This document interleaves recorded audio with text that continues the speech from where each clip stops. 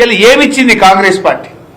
ఈ ప్రభుత్వం అధికారంలోకి వచ్చిన తర్వాత కోతలు తప్ప రైతులకు ఇచ్చింది ఏమీ లేదు.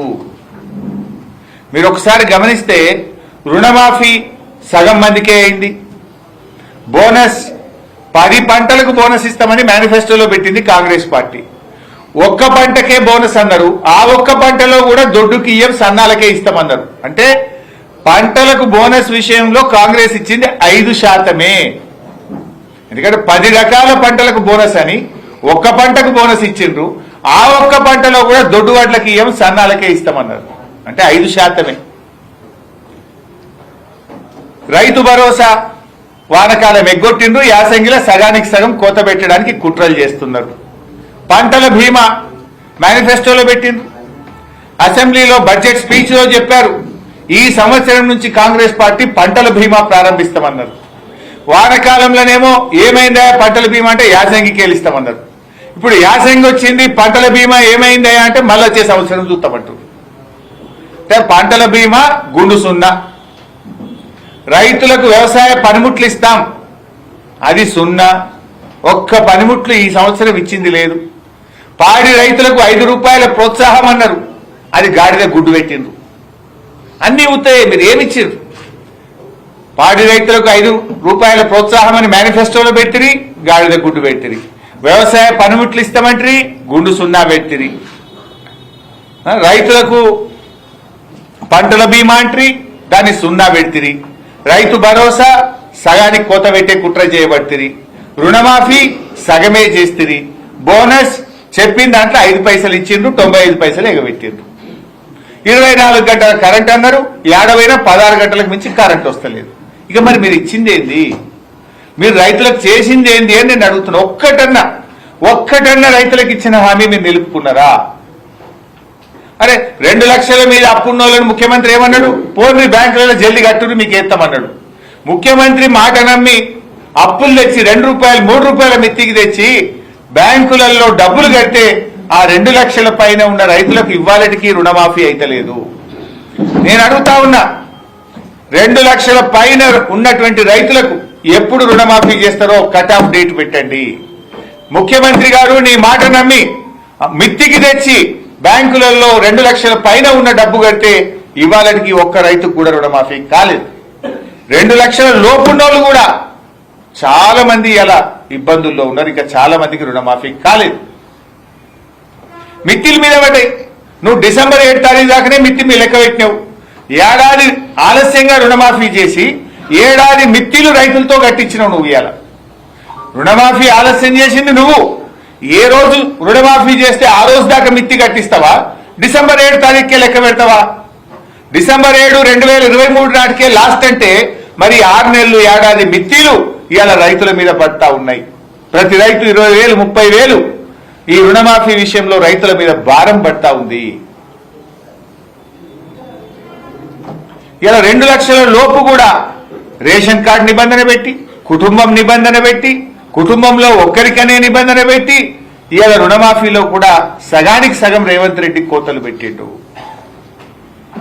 ఇలా ఈ రైతుల పట్ల కాంగ్రెస్ పార్టీ వైఖరిని మేము తీవ్రంగా ఖండిస్తా ఉన్నాం. అందరికీ అన్నం పెట్టే రైతన్నను అడుక్కునేవాడిగా మార్చొద్దు.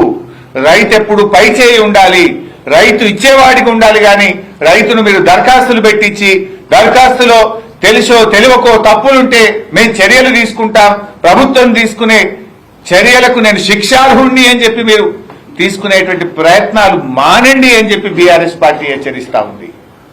మీ దగ్గర డేటా ఉంది, ఇదేం కొత్త స్కీమ్ కాదు, నువ్వేం కొత్తగా ఇస్తలేవు. 11 సార్లు కేసీఆర్ ఇచ్చిండు కదా, అదే పద్ధతిలో 5,000కు బదులు 7,500 ఇస్తాను నువ్వు నమ్మించినావు. నమ్మించి గడ్డనెక్కినావు.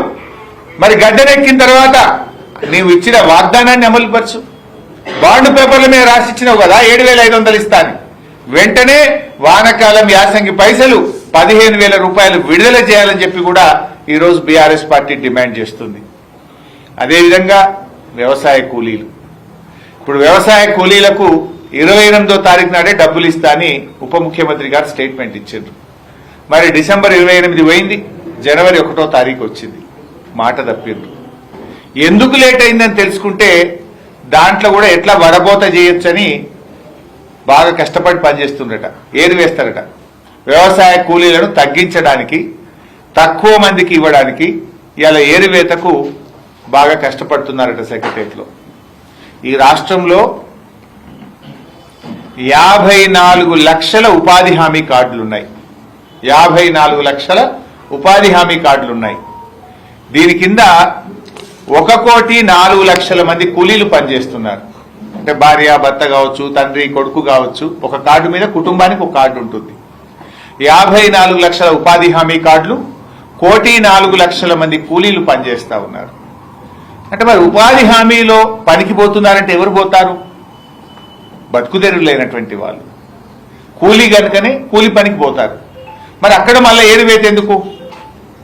ఇప్పుడు అక్కడ ఏందట, నీకేమైనా భూమి ఉన్నదా అని చూస్తారట. గుంట ఉన్నదా, 5 గుంటలు ఉన్నదా, 3 గుంటలు ఉన్నదా, 2 గుంటలు ఉన్నదా, అర్ధెకరం ఉన్నదా, పావెకరం ఉన్నదా? పావెకరంలో పంట పండుతుందా? వాళ్ళు బతుకుతారా?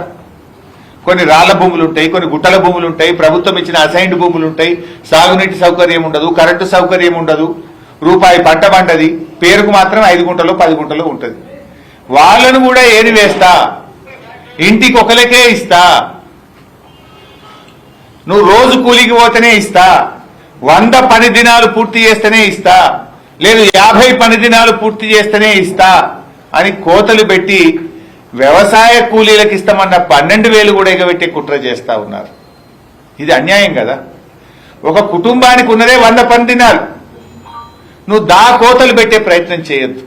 ఉపాధి హామీ మట్టి పనికి పోయే వాళ్ళు ఎవరు పోతారు? గడపార పట్టుకొని పార పట్టుకొని పొద్దుగాల 6 గంటలకు లేచి మట్టి పనికి పోయేవాడు కూలి కాకపోతే ఏంటి? ఆ కూలికి కూడా వడబోతలా? ఆ కూలికి కూడా పరీక్షలా? ఆ కూలీలను కూడా అవమానపరుస్తారా? కూలికి కూడా వెలగడతారా? కూలీలను కూడా ఇంకా మీరు రకరకాల దాంతో ఏరివేస్తారా? ఇది ఏం పద్ధతి అని మేము అడుగుతా ఉన్నాం. ఎలాంటి షరతులు లేకుండా ఉపాధి హామీలో మట్టి పనికి పోతున్న 1,04,00,000 మందికి వ్యవసాయ కూలీలకు మీరు మేనిఫెస్టోలో చెప్పిన ప్రకారంగా, ఇచ్చిన మాట ప్రకారంగా సంవత్సరానికి 12,000 రూపాయలు బేషరతుగా ఇవ్వాలని బీఆర్ఎస్ పార్టీ డిమాండ్ చేస్తుంది. 5 గుంటలో 10 గుంటలో అర్ధెకరము కాదు, వాళ్ళ కుటుంబానికి ఆ భూమి ఎంతకు కూడా సరిపోదు. ఎకరం లోపు ఉన్న వాళ్ళందరినీ కూడా వ్యవసాయ కూలీలుగా పరిగణించండి. వారందరికీ కూడా వారికి ప్రభుత్వం ఇస్తామన్న 12,000 రూపాయల ఆర్థిక సహాయాన్ని అందించాలని చెప్పి కూడా బీఆర్ఎస్ పార్టీ డిమాండ్ చేస్తుంది. ముఖ్యంగా ఉపాధి హామీ కార్యక్రమాన్ని కూడా కాంగ్రెస్ ప్రభుత్వం నిర్వీర్యం చేస్తూ ఉంది.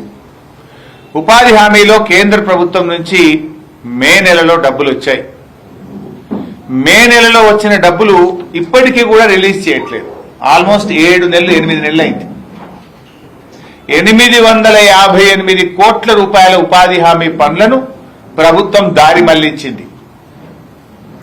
858 కోట్ల ఉపాధి హామీ డబ్బులు కేంద్ర ప్రభుత్వం నుంచి మే నెలలో వస్తే ఇప్పటిదాకా కూడా పనిచేసిన కూలీలకు కానీ, ఆ పని చేసినటువంటి వ్యక్తులకు కానీ ఇవ్వకుండా డబ్బులను కాంట్రాక్టర్లకు, బడా కాంట్రాక్టర్లకు చెల్లించింది. పర్సెంటేజ్లకు బిల్లులు ఇస్తున్నారు. పేదవాళ్లకో, ఈ పేద కూలీలకో, ఉపాధి హామీ మెటీరియల్ కాంపోనెంట్ లో పనిచేసిన వారికి మాత్రం డబ్బులు ఇవ్వడం లేదు. దాని రూల్ ఏంది? 3 నెలలు దాటితే ఇంట్రెస్ట్ కట్టాలి రాష్ట్ర ప్రభుత్వం. కేంద్ర ప్రభుత్వం డబ్బులు ఇచ్చిన 3 నెలల్లోగా చెల్లించకపోతే రాష్ట్ర ప్రభుత్వం వడ్డీతో సహా కేంద్ర ప్రభుత్వానికి తిరిగి కట్టాల్సి ఉంటుంది. అంటే ఏంది మీరు నియమ నిబంధనలు లేవా? 3 నెలలు కాదు, 7 నెలలు 8 నెలలైనా ఎందుకు ఉపాధి హామీ డబ్బులు చెల్లిస్తలేరు అని నేను అడుగుతా ఉన్నా. రాష్ట్రం నష్టపోతుంది కదా. ఇప్పటికే కేంద్ర ప్రభుత్వం స్పర్శ్ అనేటువంటి కొత్త కార్యక్రమం దేశంలో 7 రాష్ట్రాల్లో తెస్తున్నారు. అందులో తెలంగాణ కూడా ఉన్నది. అంటే ఇక రాష్ట్రానికి డబ్బులు ఇయ్యరు వాళ్ళు, డైరెక్ట్ పనిచేసేటోళ్ళకే కేంద్ర ప్రభుత్వం ఇస్తుంది. ఇక మీరు ఇట్లా చేస్తున్నానే వాడు బంద్ పెట్టిండు. రాష్ట్ర ప్రభుత్వం వాటా చారణ నువ్వు కడితే బారణ వాళ్ళు రిలీజ్ చేస్తారు.